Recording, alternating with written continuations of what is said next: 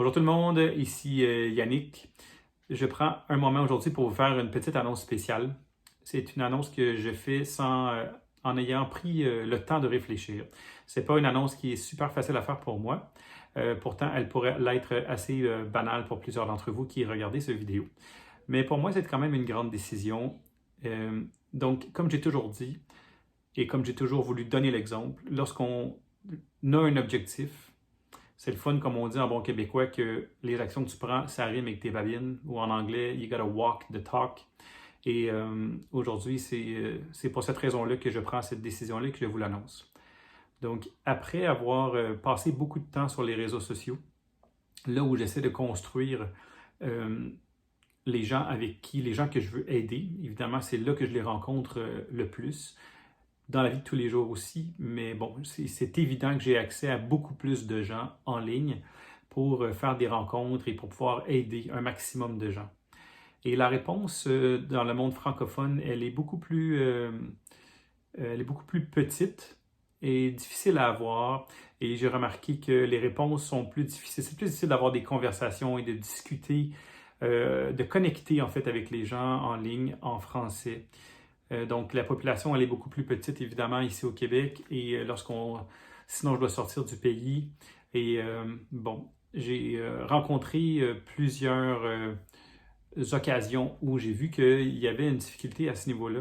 Donc, j'ai décidé de faire le switch vers l'anglophone. Je reste une personne francophone qui a envie d'aider les francophones, mais c'est plus grand que ça. C'est pas un débat de langue ce que je fais.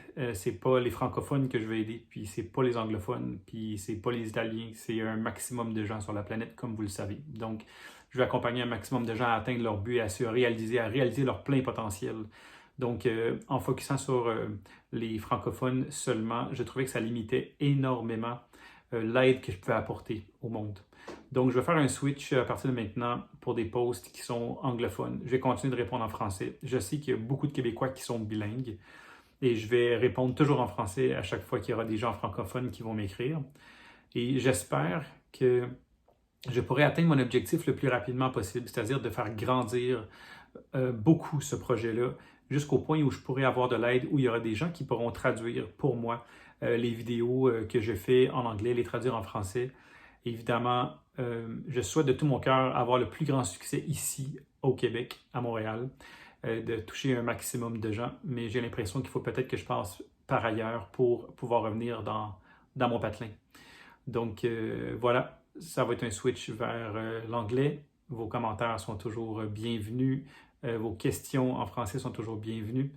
Et j'espère pouvoir revenir aux francophones le plus rapidement possible.